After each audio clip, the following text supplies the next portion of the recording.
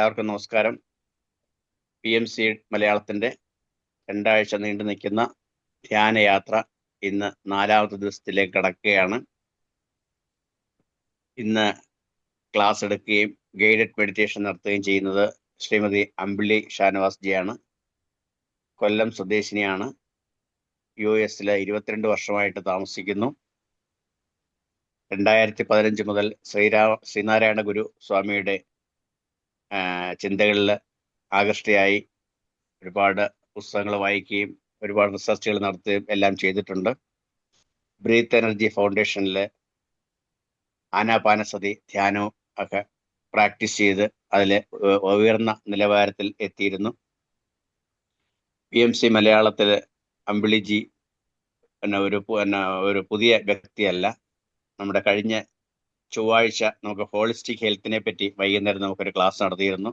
അതുകൂടാതെ തന്നെ കഴിഞ്ഞ ഒരു 2 മാസം മുമ്പ് നമുക്ക് PMC മലയാളത്തിൽ നല്ലൊരു ക്ലാസ്സും കാര്യങ്ങളും ഒക്കെ നടത്തിയിരുന്നു അമ്പിളിജി. പവർ ഓഫ് ഫോർഗിവ്നെസ്, ക്ഷമയുടെ ശക്തി എന്ന ശീർഷകത്തിലുള്ള ഒരു ക്ലാസ്സാണ് അമ്പിളിജി ഇന്ന് എടുക്കുന്നത്. ഏതായാലും വളരെ സീനിയറായിട്ടുള്ള ഒരു ധ്യാന പരിശീലകയും ആനാപാനസതി മെഡിറ്റേറ്ററും കൂടി ആയിരിക്കുന്ന ശ്രീമതി അമ്പിളിജിയെ ഇന്നത്തെ ഈ പ്രോഗ്രാമിലേക്ക് ക്ഷണിക്കുന്നു. അതിനു മുമ്പായിട്ട് ഇന്ന് ഇവിടെ കൂടിയിരിക്കുന്ന എല്ലാ ധ്യാനാർത്ഥികൾക്കും PMC മലയാളത്തിൻ്റെ പേരിൽ സ്വാഗതം ആശംസിക്കുന്നു. അമ്പിളിജിയെ ഈ പ്രോഗ്രാം നടത്തുന്നതിന് വേണ്ടി സ്വാഗതം ചെയ്യുന്നു. നമസ്കാരം. അമ്പിളിജി, വെൽക്കം. Thank you. എല്ലാവർക്കും നമസ്കാരം. Good morning. നമ്മളിന്ന് ക്ഷമയെ പറ്റിയിട്ട് കുറച്ച് കാര്യങ്ങൾ നോക്കാം. പലപ്പോഴും നമുക്ക് വളരെ ബുദ്ധിമുട്ടുള്ള കാര്യമാണ് ക്ഷമിക്കുക എന്നുള്ളത്. എപ്പോഴും ഇല്ല, പക്ഷേ പ്രത്യേകിച്ചും നമുക്ക് വളരെ ആഴത്തിൽ വിഷമം ഉണ്ടായിട്ടുണ്ടെങ്കിൽ, സങ്കടം ഉണ്ടായിട്ടുണ്ടെങ്കിൽ, ആരെങ്കിലും നമ്മളെ അത്രയും കൂടുതൽ ദ്രോഹിച്ചിട്ടുണ്ടെങ്കിൽ അവരോട് ക്ഷമിക്കുക എന്ന് പറഞ്ഞാൽ നമ്മൾ വിചാരിച്ചാൽ കുറച്ചധികം ബുദ്ധിമുട്ടുള്ള ഒരു കാര്യമാണ്. അപ്പം അവിടെ നമ്മൾ ആലോചിക്കേണ്ട ഒരു കാര്യം എന്ന് വെച്ച് കഴിഞ്ഞാൽ,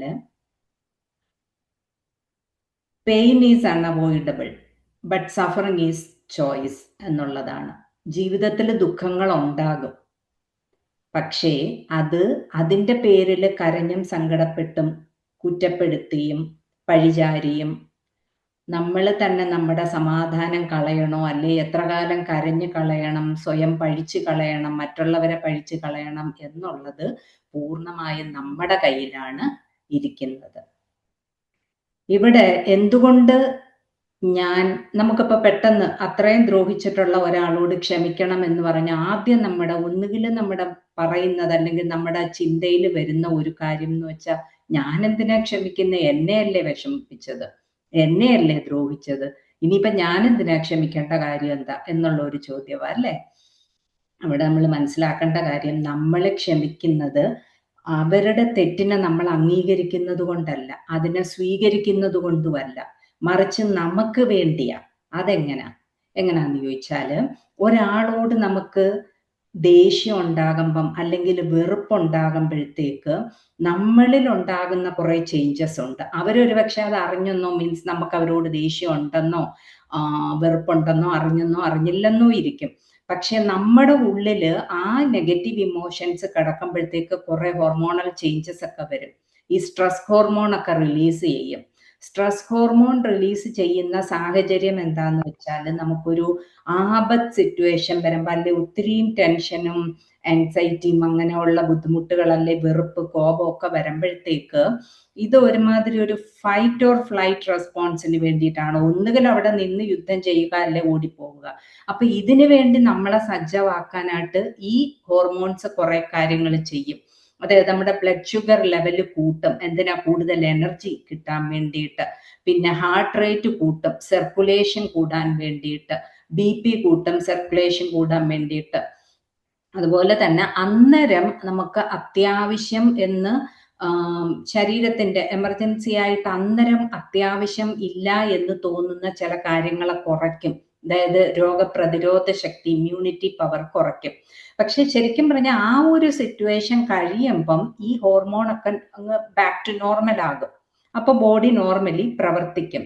പക്ഷേ പ്രത്യേകിച്ച് ഇപ്പോഴത്തെ ഒരു സമയത്ത് നമുക്കൊക്കെ ഉള്ള പ്രശ്നം എന്ന് വെച്ചാൽ ഓൺഗോയിങ് സ്ട്രെസ് ആണ് കൂടുതലും. മോസ്റ്റ്ലി എല്ലാവരും അങ്ങനെയാണെന്ന് പറയുന്നില്ല, പ്രത്യേകിച്ചും വർക്ക് റിലേറ്റഡ് ആയിട്ടും അല്ലാതെ ഉള്ള കോൺഫ്ലിക്റ്റ്, റിലേഷൻഷിപ്പ് കോൺഫ്ലിക്റ്റ്, അത് ഭാര്യയും ഭർത്താവും മാത്രം ആകണമെന്നില്ല, കുടുംബത്തിലുള്ള കുട്ടികളാകാം, സഹോദരങ്ങളാകാം, അതല്ലെങ്കിൽ നമ്മുടെ പരിചയത്തിലുള്ള ആരെങ്കിലും ആകാം, ഫ്രണ്ട്സ് ആവാം, ജോലിയിലാകാം. അപ്പൊ ഈ കോൺസ്റ്റന്റ് ആയിട്ടല്ലേ വളരെ ഫ്രീക്വന്റ് ആയിട്ട് ഈ സ്ട്രെസ് ഹോർമോൺസ് ഇങ്ങനെ നിൽക്കുമ്പം ഈ പറഞ്ഞ കാര്യങ്ങൾ ഇത്രയും ഇങ്ങനെ സ്ഥിരമായിട്ടിരിക്കുവാണ്. ബ്ലഡ് ഷുഗർ കൂടി നിൽക്കുന്നു, ബ്ലഡ് പ്രഷർ കൂടി നിൽക്കുന്നു, റെസ്പിറേഷൻ കൂടി നിൽക്കുന്നു, ഇമ്മ്യൂണിറ്റി കുറയുന്നു. അപ്പം വളരെ ക്രോണിക് ആയിട്ടുള്ള, സിവിയർ ആയിട്ടുള്ള പല അസുഖങ്ങളും ഇതുമൂലം ഉണ്ടാകും. അപ്പൊ അത് നമുക്ക് തന്നെയല്ലേ ദോഷം. അത് ഒന്ന്. പിന്നെ കൂടുതൽ സമയവും നമ്മളെ വളരെയധികം ദ്രോഹിക്കുന്ന ആൾക്കാരെ നമ്മൾ തന്നെ പറഞ്ഞു വെച്ചിട്ട് കൊണ്ടുവന്നതായിരിക്കും. അതായത് കർമ്മം നമ്മൾ പലതവണ പറഞ്ഞിട്ടുള്ളതാണ്. നമ്മൾ ചെയ്യുന്ന നമ്മുടെ ചിന്തകള്, വാക്കുകള്, പ്രവൃത്തികള്, ഇതിനെല്ലാത്തിനും കോൺസിക്വൻസ് ഉണ്ട്, കർമ്മഫലം. അത് നമ്മൾ ഏതോ കാലത്ത് എവിടോ എപ്പോഴോ ഒക്കെ ആരോടോ ചെയ്ത എന്തെങ്കിലും ഒരുപക്ഷെ കണക്ക് തീർക്കാനായിട്ട്, ബാലൻസ് ചെയ്യാനായിട്ട്. കാർമിക് അക്കൗണ്ട്, കർമ്മഫലം എന്ന് പറയുമ്പോൾ അവിടെ ശിക്ഷയല്ല, മറിച്ച് നമ്മളെ ആ ഒരു കർമ്മ, ആ ഒരു സിറ്റുവേഷൻ നമ്മൾ ആർക്കോ കൊടുത്ത്, അപ്പൊ നമ്മൾ അത് അറിയണം. അപ്പോഴേ അവിടെ ആ കർമ്മ ബാലൻസ് ആകത്തുള്ളൂ. അപ്പൊ അതിന് വേണ്ടിയിട്ട് ഒരുപക്ഷെ നമുക്ക് വളരെ അടുത്തിട്ടുള്ള ഒരു സോളായിരിക്കും ആ ഒരു റോളും എടുത്തും കൊണ്ട് വന്നിരിക്കുന്നത്. വേറൊരു ആസ്പെക്ട്, അപ്പൊ അവിടെ ആ കണക്ക് തീരുക, ആ കണക്ക് തീരാനായിട്ട് അവര് നമ്മളെ ഹെൽപ്പ് ചെയ്യുക ചെയ്യുന്നത്. അപ്പൊ ആ ഒരു അണ്ടർസ്റ്റാൻഡിങ് നമുക്കുണ്ടെങ്കിൽ ഒരു കാര്യം നമുക്ക് മനസ്സിലാവും, നമ്മളെ ഏറ്റവും കൂടുതൽ ദ്രോഹിക്കുന്നവര്, അല്ലെ നമുക്ക് ഏറ്റവും കൂടുതൽ ചലഞ്ച് തരുന്നവരെ എന്താണ്, നമ്മളെ ഒരു തരത്തിൽ അവര് ഹെൽപ്പ് ചെയ്യുവാണ് ചെയ്യുന്നത്. എന്തിനാ? ആ ഒരു കർമ്മത്തിന്റെ കണക്കങ്ങ് തീർന്നു പോകാനായിട്ട്.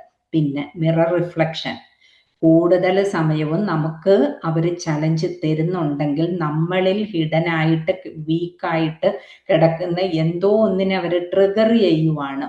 ഇപ്പം എക്സാമ്പിൾ പറയുവാണെങ്കിൽ, ആത്മവിശ്വാസം തീരെയും ഇല്ലാത്ത ഒരു വ്യക്തിയാണെന്ന് വെച്ചു. അപ്പം നമ്മൾ അതിന് പുറമേന്നാണ് നോക്കുന്നത്, എന്നിലല്ല അതുള്ളത്, പക്ഷെ എനിക്ക് പുറമേന്ന് അംഗീകാരം കിട്ടണം എന്നൊരു ആറ്റിറ്റ്യൂഡുള്ള, ആറ്റിറ്റ്യൂഡ് എന്ന് പറഞ്ഞാൽ മനഃപൂർവ്വം എന്നല്ല, ആ ഒരു രീതിക്കുള്ള ഒരു വ്യക്തിയാണെന്നുണ്ടെങ്കിലും പുറമേന്ന് എപ്പോഴും ഇങ്ങനെ എന്താ ചവിട്ടി താഴ്ത്തി യാതൊരു തരത്തിലും അംഗീകാരം കൊടുക്കാത്ത, ഒരവസരം കിട്ടിയാൽ ഇൻസൾട്ട് ചെയ്യുന്ന തരത്തിലുള്ള ആരെങ്കിലും ഒരുപക്ഷെ നമ്മുടെ കൂടെ ഉണ്ടായിരിക്കും, അല്ലെ നമ്മുടെ വർക്കിലുണ്ടായിരിക്കും, അല്ലെ നമ്മുടെ സുഹൃത്ത് വലയത്തിലുണ്ടായിരിക്കാം. അവിടെ ഒരു അതിശയം എന്ന് വെച്ച് കഴിഞ്ഞാൽ, when inner changes outer changes, ഈ ഒരു ഇത് അങ്ങനല്ല. എനിക്ക് പുറത്തുനിന്ന് അംഗീകാരം കിട്ടേണ്ട കാര്യമില്ല, ഞാൻ എന്താ ഹൈ പൊട്ടൻഷ്യൽ ഉള്ളതാണ്, ഞാൻ പെർഫെക്റ്റ് ആണ് എന്നുള്ള ഒരു ഫീലിങ്ങോട് കൂടി ആ ആത്മവിശ്വാസവും സെൽഫ് കോൺഫിഡൻസും ഒക്കെ ആയി കഴിഞ്ഞാൽ ഓട്ടോമാറ്റിക്കലി ഈ ഔട്ടർ സിറ്റുവേഷൻ മാറും. എങ്ങനെയാ മാറുന്നതെന്ന് വെച്ചാൽ, ഒന്നുകിൽ ഈ ആള് ചേഞ്ച് ആകും, അതല്ലെങ്കിൽ ആ ആള് നമ്മുടെ ജീവിതത്തിൽ നിന്ന് മാറിപ്പോകും. അത് എന്ത് തരം റിലേഷനോ ആയിക്കോട്ടെ, അതും അല്ലെങ്കിൽ നമ്മൾ അവരിൽ നിന്ന് മാറിപ്പോകും. അപ്പൊ ഏതെങ്കിലും രീതിക്ക്, അല്ലെ ആ ഹോൾ സിറ്റുവേഷൻ തന്നെ മാറും. ഏതെങ്കിലും രീതിക്ക് അവിടെ ഒരു സൊല്യൂഷൻ ഉണ്ടാവും. കാര്യം എന്താ, ഇനി അത് തന്നെ അവിടെ പ്രസക്തി ഇല്ല, വന്ന കാര്യം അവിടെ നടന്നു കഴിഞ്ഞു, മിഷൻ അക്കംപ്ലീഷ്ഡ്. ഇങ്ങനെ ഒരു ലേണിംഗ് പേർപ്പസ് ആയിരുന്നു, അത് നടന്നു, അപ്പൊ ആ കാര്യം കഴിഞ്ഞു. അങ്ങനെ ഒരു ഫാക്ടർ ഉണ്ട്. പിന്നെ ഇതിപ്പം ഇങ്ങനെയൊക്കെ വന്നാലും എങ്ങനെയാ ക്ഷമിക്കുക? എനിക്ക് ആഗ്രഹമുണ്ട്, പക്ഷെ പറ്റുന്നില്ല. അവിടെയാണ് സെൽഫ് ലവിന്റെ, സെൽഫ് ആക്സെപ്റ്റൻസിന്റെ ഇമ്പോർട്ടൻസ്. എന്താണെന്നറിയോ? ഇപ്പൊ സെൽഫ് ലവ് എന്ന് വെച്ചാൽ എന്താ? നമ്മള് സോളിന്റെ പേഴ്സ്പെക്റ്റീവിൽ നിന്ന് നോക്കുമ്പം പെർഫെക്റ്റ് ആണ്, 100% പെർഫെക്റ്റ് ആണ്. പക്ഷേ നമ്മൾ ശരീരത്തിന്റെയും മനസ്സിന്റെയും തലത്തിൽ നമുക്ക് കുറവുകളുണ്ട്, ഇംപെർഫെക്ഷൻസ് ഉണ്ട്.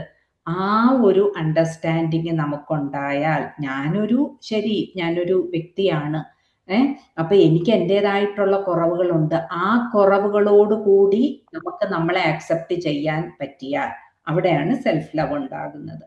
മെഡിറ്റേഷൻ ചെയ്യുമ്പോൾ തന്നെ നാച്ചുറലി ഗ്രാജുവലി അത് ഡെവലപ്പായി വരും. അതെനിക്ക് അനുഭവമുള്ള ഒരു വ്യക്തിയാണ്. തീരെയും ഇല്ലാത്ത ഒരാളെ എങ്ങനെയാ ഡെവലപ്പ് ചെയ്യുന്നതെന്ന് അറിയത്തില്ലായിരുന്നു.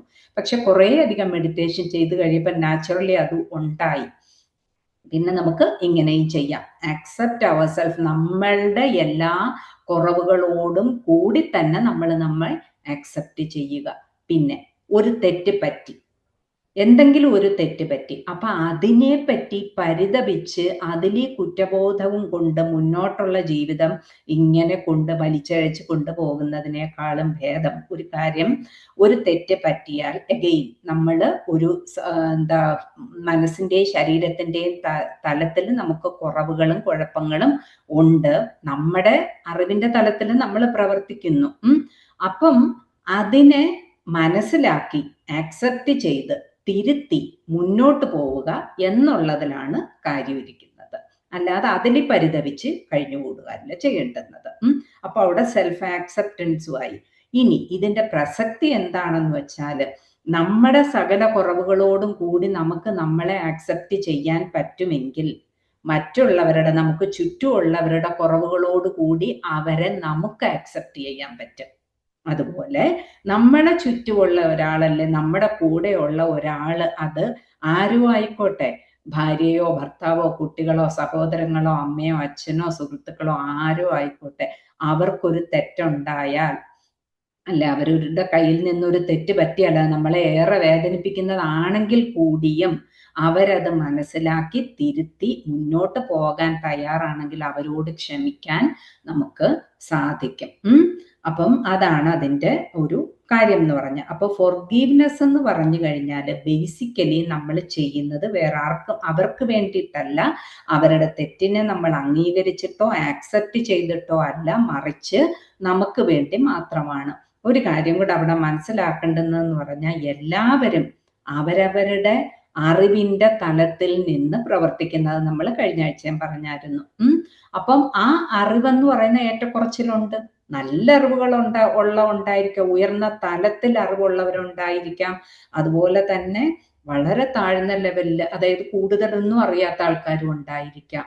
നമ്മളും അങ്ങനെ തന്നെ, നമ്മളും ഇതിലേതോ ഒരു തലത്തിലുണ്ട്. നമ്മുടെ അറിവിന്റെ ലെവലിൽ നിന്നാണ് നമ്മൾ പെരുമാറുന്നത്. ആ തലത്തിൽ നമ്മൾ പെർഫെക്റ്റാ. അതുപോലെ മറ്റുള്ളവരും അവരുടെ അറിവിന്റെ തലത്തിൽ നിന്ന് പെരുമാറുന്നു, അവരുടെ തലത്തിൽ അവരും പെർഫെക്റ്റ് ആണ്. നമ്മുടെ വ്യൂ പോയിന്റ് വെച്ച് നമ്മൾ റൈറ്റ് ആണ് എന്നതുപോലെ തന്നെ അവരുടെ വ്യൂ പോയിന്റിൽ അവരും റൈറ്റ് ആണ്. ആ ഒരു അണ്ടർസ്റ്റാൻഡിങ് നമുക്ക് ഉണ്ടായാലും മതി. അപ്പം ചുരുക്കത്തില് ക്ഷമിക്കുക എന്ന് പറയുന്നത് പ്രത്യേകിച്ച് ഒരു ഹൈ ഫ്രീക്വൻസി എനർജിയും കൂടാണ്. അത് വരുമ്പോഴത്തേക്ക് നമ്മളുടെ തന്നെ സോളിനെ നമ്മൾ ഇവോൾവ് ചെയ്യാനായിട്ട് ഹെൽപ്പ് ചെയ്യുക, നമ്മുടെ ഒരു എനർജി ലെവൽ നമ്മൾ ഉയർത്തിക്കൊണ്ടുവരിക ചെയ്യുന്നത്. അപ്പൊ എങ്ങനെ നോക്കിയാലും ഇത് ബെനിഫിറ്റ് ആയിട്ടുള്ളത് നമുക്ക് തന്നെയാണ്. പിന്നെ ഈ പറഞ്ഞ കണക്ക് സിറ്റുവേഷൻസ് ഉണ്ടാകാം, അതിനെ എങ്ങനെ നേരിടണം എന്നുള്ളതല്ലേ, എങ്ങനെ നേരിടണം, അതിനകത്ത് നമ്മളങ്ങ് വീണു പോണോ, അതോ നമ്മുടെ ആ ഒരു ഉള്ളിലുള്ള സന്തോഷവും സമാധാനവും നോക്കി നമ്മൾ ജീവിക്കണോ എന്നുള്ള ചോയ്സ് നമ്മുടെ കയ്യിലായിരിക്കുന്നത്. ഇപ്പം ഒരു നല്ല സങ്കടപ്പെട്ട ഒരു അവസരം ഉണ്ടായി എന്ന് കരുതിക്കോ.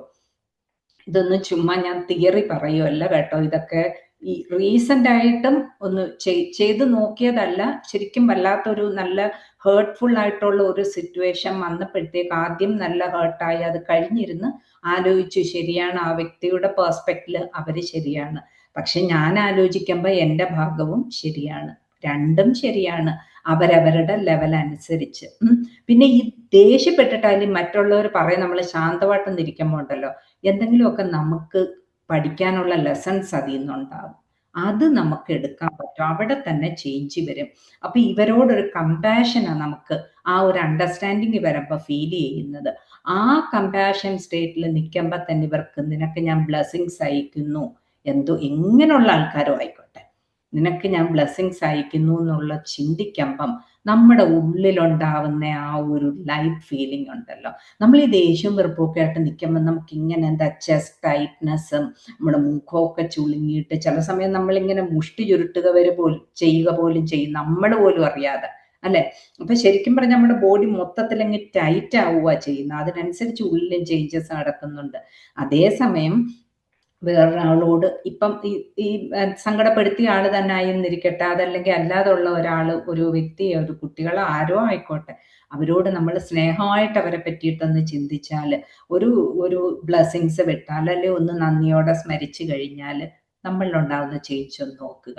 ഒരു നല്ല ഒരു ധ്യാനം ചെയ്യുന്നവരെല്ലാവരും, അപ്പൊ നിങ്ങൾക്ക് എല്ലാവർക്കും അത് മനസ്സിലാകും. നമ്മുടെ ഉള്ളിൽ വരുന്ന ആ ഒരു ഫീലിംഗ്, ആ ഒരു എന്താ പറയുന്ന ആ ഒരു ഹാർട്ട് സ്പേസ് ഒക്കെ ഒന്ന് നല്ല റിലാക്സ്ഡ് ആയി, ഒരു ഭയങ്കര ഒരു പറയാൻ പറ്റാത്ത ഒരു നല്ലൊരു പീസ്, ആ ഒരു ശാന്തതയൊക്കെ ഉള്ളിൽ തോന്നി, മൊത്തത്തിലൊന്ന് റിലാക്സ്ഡ് ആയി, പറഞ്ഞറിയിക്കാൻ പറ്റാത്ത ഒരു സന്തോഷവും നമുക്ക് തോന്നും.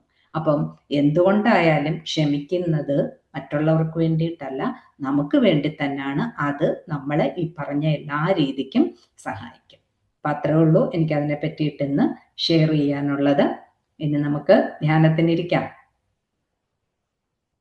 എല്ലാവരും ഒരു ഗ്ലാസ് വെള്ളം എടുത്ത് ഇട്ട് വന്നിരുന്നാൽ ഒരു 2 സിപ്പ് ധ്യാനത്തിന് മുമ്പ് കുടിക്കുക. അപ്പം തൊണ്ടയൊക്കെ ഉണങ്ങാതെ സ്വസ്ഥമായിട്ടിരിക്കാൻ പറ്റും. പിന്നെ അത് കഴിഞ്ഞിട്ട് ബാക്കി കുടിക്കാം.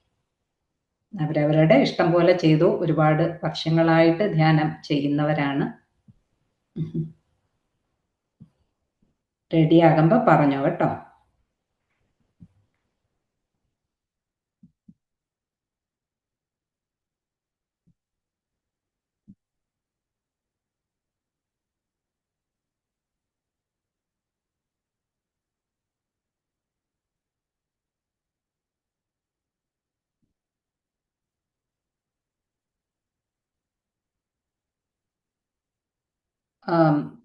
സന്തോഷ് സാർ, നമ്മൾ എത്ര നേരം ഉണ്ടാവും എന്ന് പറയാമോ? ധ്യാനം എത്ര നേരം വേണ്ടി വരും? ശ്രീകലാജി, ആരെങ്കിലും ഒരാൾ 7 o'clock വരെ. ഒരു 6:55 നമുക്ക് ഒരു എന്തോ? 6:55 നമുക്ക് നിർത്താം. ഒരു 6:55 നമുക്ക് നിർത്താം. അപ്പൊ പിന്നെ 5 മിനിറ്റ് ആരെങ്കിലും ഡൗട്ട് ചോദിക്കുകയോ എന്തെങ്കിലും അഭിപ്രായം പറയുകയൊക്കെ ചെയ്യണമെങ്കിൽ ചെയ്യാമല്ലോ. അപ്പൊ 7 മണിക്ക് നമുക്ക് നിർത്തുകയും ചെയ്യാം. ഓക്കെ, മിനിറ്റ് വെച്ചെന്ന് പറയാമെങ്കിൽ ഉപകാരമായി. ഇവിടെ ഇച്ചിരി ടൈം ഡിഫറൻസ് ഉള്ളതുകൊണ്ട് ഇച്ചിരി കൺഫ്യൂഷൻ. എനിക്കിപ്പോ ഇവിടെ ഇപ്പൊ 6:20 ആയി. 6:20 ആയി. ഇവിടെ. ഓക്കെ ഓക്കെ ഓക്കെ, ശരി ശരി, നമുക്കിരിക്കാം. എല്ലാവരും വളരെ കംഫർട്ടബിൾ ആയിട്ടിരിക്കുക. വളരെ കംഫർട്ടബിൾ ആയിട്ടിരിക്കുക. സുഖ ആസനം. ശരീരം വളരെ ആയാസരഹിതമായി ബുദ്ധിമുട്ടില്ലാതെ ഇരിക്കുമ്പം അങ്ങോട്ട് ശ്രദ്ധ പോകാതെ നമുക്ക് ശ്വാസത്തിലേക്ക് ശ്രദ്ധ കേന്ദ്രീകരിക്കാൻ പറ്റും. കസേരയിലോ സോഫയിലോ തറയിലോ ഇരിക്കാം. തറയിലാണെങ്കിൽ ചമ്രം പടഞ്ഞിരിക്കാം. കസേരയിലോ സോഫയിലോ ആണെങ്കിൽ പാദങ്ങൾ ഇങ്ങനെ ക്രോസ് ചെയ്ത് വെക്കുക. വിരലുകൾ ഇങ്ങനെ ഇന്റർലോക്ക് ചെയ്ത് മടിയിൽ റിലാക്സ്ഡ് ആയിട്ട് വെക്കുക. ഷോൾഡേഴ്സ് ടൈറ്റ് ആക്കണ്ട. കണ്ണാടി സ്പെക്സ് ഇട്ടിട്ടുണ്ടെങ്കിൽ റിമൂവ് ചെയ്യുക. ഇനി വളരെ കംഫർട്ടബിൾ ആയിട്ടിരിക്കുക. ഒറ്റ കാര്യം നമുക്ക് ചെയ്യാനുള്ളൂ, വളരെ സ്വാഭാവികമായിട്ടുള്ള ശ്വാസത്തിലേക്ക് ശ്രദ്ധ കേന്ദ്രീകരിക്കുക. എക്സ്പെക്ടേഷൻസ് ഒട്ടും തന്നെ വേണ്ട. കാരണം എക്സ്പെക്ടേഷൻസ് മനസ്സിൽ നിന്നാണ് വരുന്നത്. അപ്പോൾ അവിടെ മനസ്സ് പ്രവർത്തിക്കും. റിലാക്സ്ഡ് ആയിരുന്ന് വളരെ നാച്ചുറലായിട്ടുള്ള ശ്വാസത്തിൽ മാത്രം ശ്രദ്ധ കൊടുക്കുക. മ്യൂസിക് ഷെയർ ചെയ്യാം.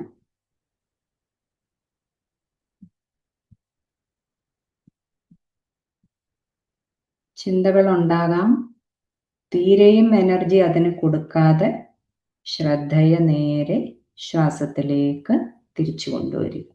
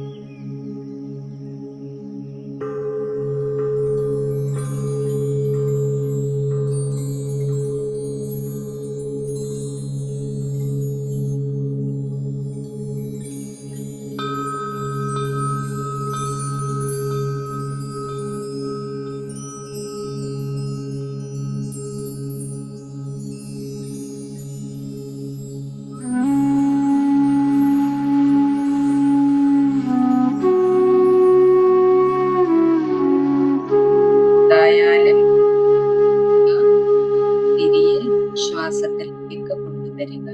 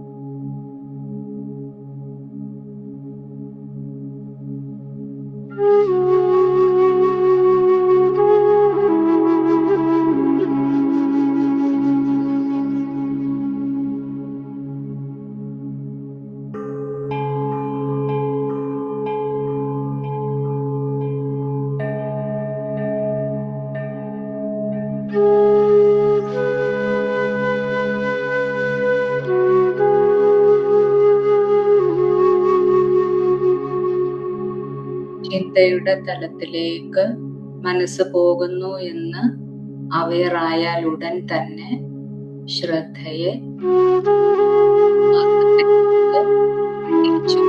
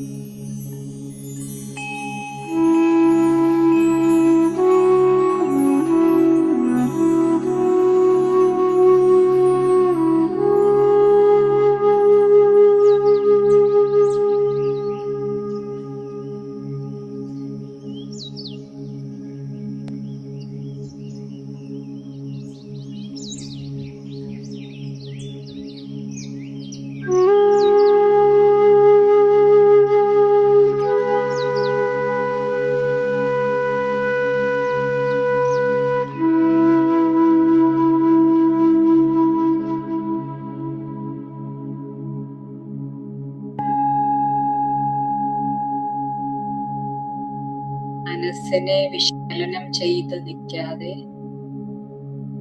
ശ്വാസത്തിലേക്ക് ശ്രദ്ധിച്ച്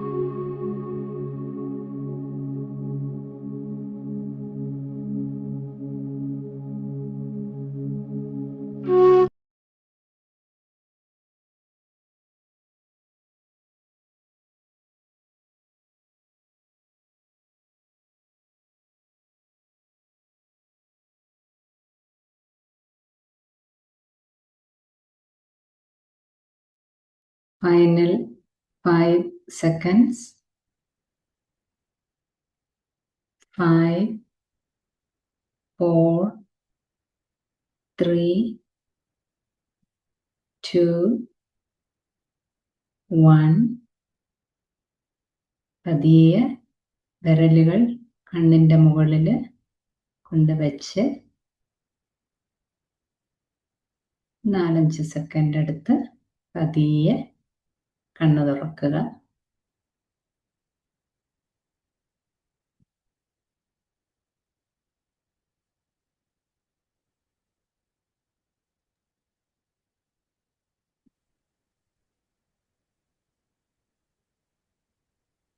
താങ്ക് യു അമ്പിളിജി.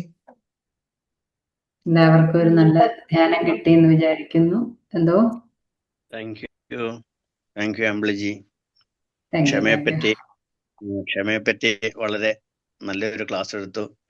നമ്മൾ പലപ്പോഴും നമ്മുടെ ദൈനംദിന ജീവിതത്തിൽ നമ്മൾ പലരോടും സോറി പറയാറുണ്ട്.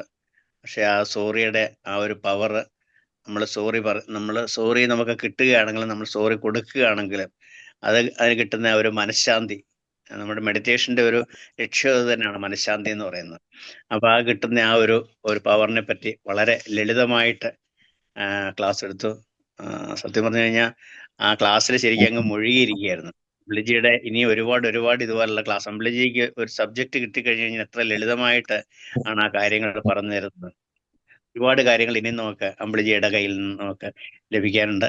ഏതായാലും PMC മലയാളത്തിന് വേണ്ടി കുറച്ച് സമയം മാറ്റിവെച്ച് ഇത്രയും നല്ലൊരു നോളജ് നമുക്ക് പകർന്നുന്ന അമ്പിളിജിക്ക് PMC മലയാളത്തിന്റെ പ്രത്യേക നന്ദി. ഇനിയും ആർക്കെങ്കിലും എന്തെങ്കിലുമൊക്കെ പറയാനുണ്ടെങ്കിലോ ചോദിക്കാനുണ്ടെങ്കിലോ ചോദിക്കാം. എല്ലാവർക്കും ചോദിക്കാം. എല്ലാവർക്കും അഭിപ്രായങ്ങൾ പറയുകയും ചെയ്യാം. നമ്മൾ എല്ലാവർക്കും ദയവായി. നമ്മള് നിത്യജീവിതത്തിൽ നേരിടുന്ന ഒരു പ്രശ്നമാണ് പിണക്കവും വഴക്കും സോറിയും പിന്നെ ക്ഷമയൊക്കെ. അതിന് ഇത്രയേറെ ആഴമുണ്ട്, അല്ലെങ്കിൽ അത് ഇത്രയേറെ വളരെ സരളമായിട്ട് അത് എങ്ങനെ വളരെ ഈസി ആയിട്ട് കൈകാര്യം ചെയ്യാന്ന് വളരെ ഡീറ്റെയിൽ ആയിട്ട് വളരെ കുറഞ്ഞ സമയം കൊണ്ട് നമുക്ക് പറഞ്ഞു തന്നു.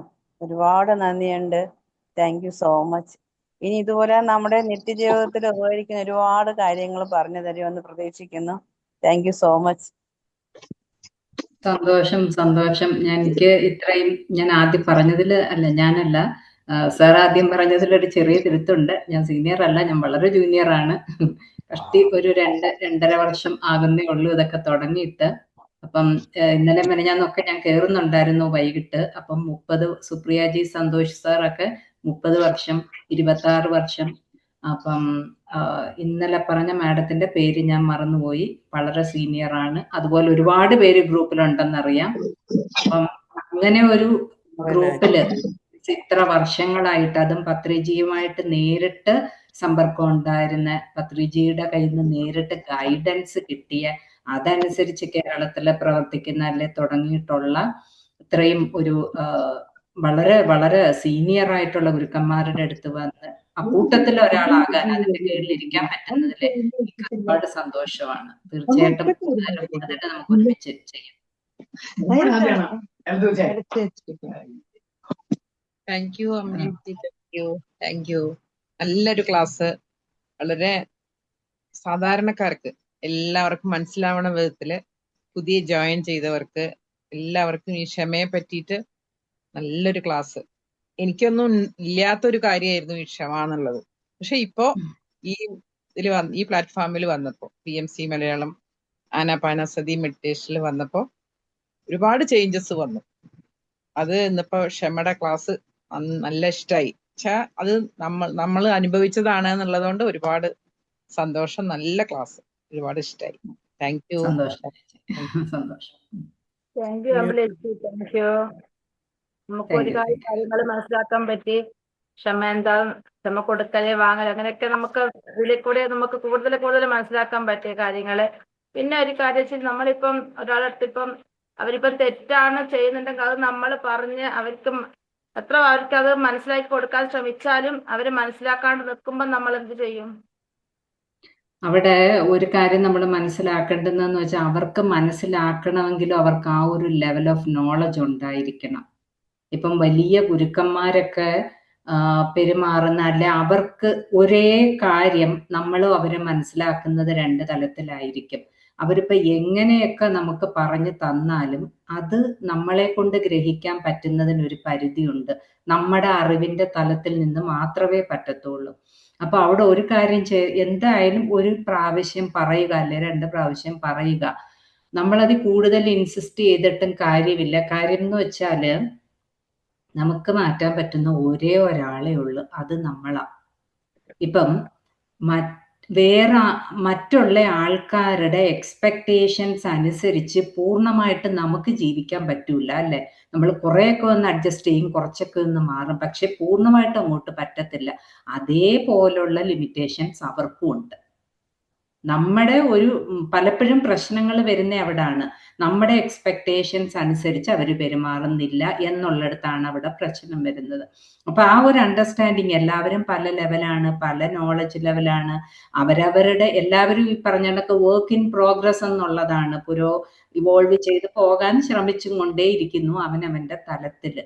ആ ഒരു അണ്ടർസ്റ്റാൻഡിങ്, അവരുടെ അറിവില്ലായ്മ കൊണ്ട് അവർക്ക് അത്രേ ചെയ്യാൻ പറ്റുന്നുള്ളൂ, അല്ലെ ആ രീതിക്ക് പെരുമാറുന്നു എന്നുള്ള ഒരു അണ്ടർസ്റ്റാൻഡിങ്. പിന്നെ ഇമോഷണൽ ഡിപ്പെൻഡൻസും ഇൻഡിപെൻഡൻസും, അതായത് നമ്മുടെ കൂടെയുള്ള അല്ലെ മറ്റൊരാളുടെ ഇമോഷൻസ് അനുസരിച്ച് നമ്മൾ മാറിക്കൊണ്ടിരിക്കുക. നമുക്ക് പൊതുവെ ഉള്ള ഒരു ഇതാണ്, പ്രത്യേകിച്ചും വീട്ടിലുള്ളവരാണെങ്കിൽ അവര് വളരെ ഹാപ്പി ആയിട്ടും അവര് നമ്മളോട് സ്നേഹമായിട്ടും ഇരിക്കുവാണെങ്കിൽ നമ്മൾ ഹാപ്പി. അതല്ല അവർ ഇറിറ്റേറ്റഡ് ആണ്, അവര് വിഷമിച്ചിരിക്കുവാണെങ്കിൽ ആ ഇമോഷൻസ് നമുക്കും അതുപോലെ ഉണ്ടാകും. അതുകൂടാതെ ഈ ധ്യാനത്തിന്റെ ഒരു പ്രത്യേകതയാണ് ഇമോഷണൽ ഇൻഡിപെൻഡൻസ് നേടുക എന്നുള്ളത്. നമ്മുടെ ഇമോഷൻസ്, നമ്മുടെ മൈൻഡ് നമ്മുടെ കയ്യിലായിരിക്കണം. അതെന്ന് പറഞ്ഞാല് നമുക്ക് പുറത്തുനിന്ന് കിട്ടുന്ന എന്താണ്, അകത്തുനിന്ന് കിട്ടുന്ന എന്താണെന്നുള്ള ഒരു ഐഡിയ നമുക്കുണ്ടായിരിക്കണം. ഇപ്പൊ പണം, കീർത്തി അല്ലെങ്കിൽ അങ്ങനെയുള്ള കുറച്ച് കാര്യങ്ങൾ, എക്സ്റ്റേണൽ മെറ്റീരിയൽ തിങ്സ് ഒക്കെ നമുക്ക് പുറത്തുനിന്നാണ് കിട്ടുന്നത്. അതേസമയം സ്നേഹം, സമാധാനം, ശാന്തത ഇതെല്ലാം നമ്മുടെ ഉള്ളിലായിരിക്കുന്നത്. അപ്പം നമ്മൾ മറ്റുള്ളവരോട്, ഇപ്പം അടുത്തയാള് നിങ്ങൾ എന്നെ സ്നേഹിക്കുന്നില്ല, അല്ലെ കുട്ടിക്ക് എന്നോട് സ്നേഹമില്ല, അല്ലെങ്കിൽ എനിക്ക് സമാധാനം തരുന്നില്ല, യു റൂയിൻഡ് മൈ ഡേ, എന്റെ സമാധാനം നിങ്ങൾ കളഞ്ഞു, എന്റെ ദിവസം നശിപ്പിച്ചു എന്ന് പറയുമ്പോൾ നമ്മുടെ റിമോട്ട് കൺട്രോൾ നമ്മൾ അവരുടെ കയ്യിൽ കൊടുക്കുക ചെയ്യുന്നത്. അവർക്ക് അവരുടെ രീതിക്കനുസരിച്ച് അവർ പെരുമാറും. പക്ഷെ അത് നമ്മൾ എങ്ങനെ എടുക്കണം, അത്രത്തോളം നമ്മളെ എഫക്റ്റ് ചെയ്യണം, നമ്മളതിനെ റെസ്പോണ്ട് ചെയ്യണോ റിയാക്ട് ചെയ്യണോ എന്നൊക്കെയുള്ള ഫുൾ കൺട്രോൾ നമ്മുടെ കയ്യിലായിരിക്കുന്നത്. പുറത്ത് അല്ലെങ്കിൽ മറ്റൊരാളിന്റെ കയ്യിൽ നിന്ന്, അത് കുടുംബത്തിലോ പുറത്തോ ആയിക്കോട്ടെ, സ്നേഹം വേണം, ശാന്തത വേണം, അതെനിക്ക് തരണം എന്ന് പറയുമ്പം അതെന്ന് പറഞ്ഞാൽ പറയുന്നത് നമ്മുടെ കയ്യിൽ ഒരു അമൃതം നിറഞ്ഞ ഒരു കുടവിരിപ്പുണ്ട്, അതെടുത്ത് നമ്മൾ മറ്റേ ആളുടെ കയ്യിൽ കൊടുത്തിട്ട് പറയാം, ഇത് നമ്മുടെ സ്വന്തം സാധനമാണ്, അതെടുത്ത് മറ്റേ ആളുടെ കയ്യിൽ കൊടുത്തിട്ട് പറയാം, ഇതിന്ന് കുറച്ച് എന്നെ ഫീഡ് ചെയ്യ് പ്ലീസ്, കുറച്ച് എന്നെ കഴിപ്പിക്കൂ എന്ന് പറയുന്നതിന് തുല്യമാണെന്നാ പറയുന്നത് നമ്മൾ പുറത്തുനിന്ന് സ്നേഹവും ശാന്തിയും നേടാൻ നോക്കുന്നത്. അപ്പൊ ഈ ഒരു അണ്ടർസ്റ്റാൻഡിങ് ഒക്കെ ഉണ്ടെങ്കിൽ പറയുക, ബാക്കി ഈ പറഞ്ഞ കണക്ക് ഈ ഒരു കാര്യങ്ങൾ വെച്ചിട്ട് മാനേജ് ചെയ്യാൻ നോക്കുക. Thank you.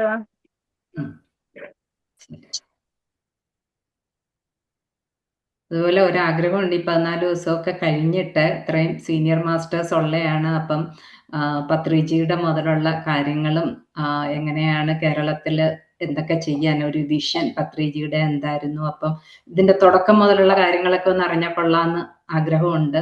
ഇത്രയും വലിയൊരു റിസോഴ്സ് കയ്യിൽ ഇരിക്കുമ്പം അറിയാനൊരാഗ്രഹം. അതാണ്. പയ്യ മതി, ഇതൊക്കെ കഴിഞ്ഞിട്ട് മതി.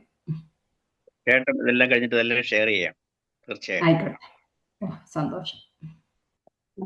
വളരെ നന്നായിരുന്നു ഇന്നത്തെ ഇത്. നമ്മൾ ചെയ്യുന്ന ഓരോ തെറ്റുകൾക്കും മനസ്സിലാക്കി തന്നല്ലോ. നമുക്കിത് അറിയില്ലായിരുന്നു, അത് എങ്ങനെ അവരോട് ക്ഷമ ചോദിക്കണം. പക്ഷേ ഈ മെഡിറ്റേഷനിൽ വന്നതിന് ശേഷമാണ് ക്ഷമ ചോദിക്കാനും നമ്മൾ ചെയ്ത തെറ്റുകൾക്കൊക്കെ മാപ്പ് ചോദിക്കാനും എല്ലാം ഈ ആനാപാനസതി ധ്യാനത്തിൽ വന്നതിന് ശേഷമാണ് എല്ലാം മനസ്സിലായത്. ഇത് ഇന്നത്തെ ഈ സെക്ഷൻ സൂപ്പറായിരുന്നു, നന്നായിട്ടുണ്ട്. ഇന്നലത്തെ നന്നായിരുന്നു, മിഞ്ഞാന്നത്തെ നന്നായിരുന്നു. എല്ലാം സൂപ്പർ സൂപ്പർ. ഓരോരുത്തർ വന്ന ഓരോരോ വിഷയങ്ങൾ ഞങ്ങൾക്ക് പറഞ്ഞ് മനസ്സിലാക്കി തരുന്നതിന് വളരെ വളരെ സന്തോഷം. സന്തോഷ് സാറ്, പിന്നെ ഭവനാജി, അമ്പിളി മേഡം, എല്ലാവർക്കും എൻ്റെ ഹൃദയം നിറഞ്ഞ നന്ദി. Thank you so much. ശരിക്കും എല്ലാ ദിവസത്തെയും വളരെ നല്ല ഇൻഫർമേഷൻ കിട്ടുന്ന നല്ല ഡീപ്പ് ലെവലിലുള്ള, അത് കുറഞ്ഞ സമയത്തിൽ ക്യാപ്സ്യൂൾ ഫോമിൽ എടുത്ത് തരുന്നു എന്നുള്ളതാണ്. ഇനി കഴിഞ്ഞ 3 ദിവസത്തെ സെഷൻസിന്റെ കാര്യമാണ് പറഞ്ഞത്. വളരെ നല്ലൊരു സംരംഭമാണ് ശരിക്കും ഇപ്പൊ ഈ ചെയ്യുന്നത്. വളരെ ഒരു നല്ല കാര്യമാണ്. താങ്ക് യു അതിന്. Thank you so much. എല്ലാവർക്കും എൻ്റെ ഹൃദയം നിറഞ്ഞ നന്ദി. Thank you. ഇനി ഇനിയും ഭഗവതി ചേച്ചിക്ക് ആർക്കെങ്കിലും പറയണ്ടോ?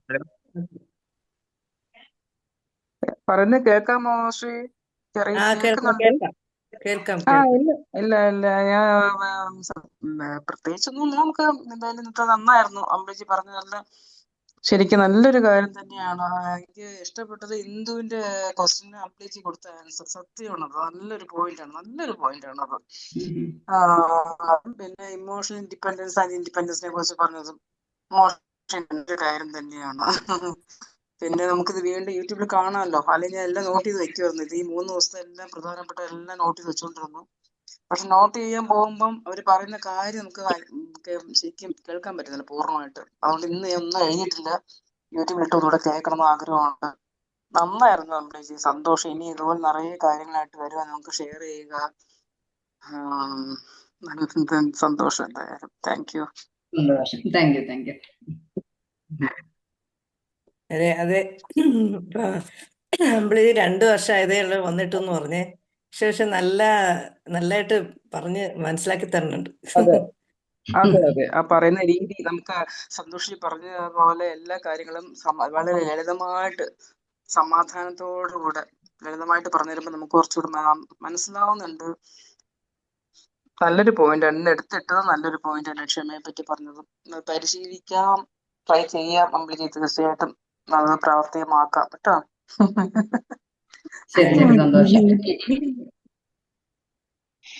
നാളത്തേക്ക് നമുക്ക് ക്ലാസ്സിന് വേണ്ടി നമുക്ക് കാതുറക്കാം. നമുക്ക് തൽക്കാലം ഇന്ന് പിരിയാം അല്ലേ? അതെ എല്ലാവർക്കും നന്ദി. സന്തോഷം. നമസ്കാരം. Thank you. Thank you so much Ambili ji. Thank U.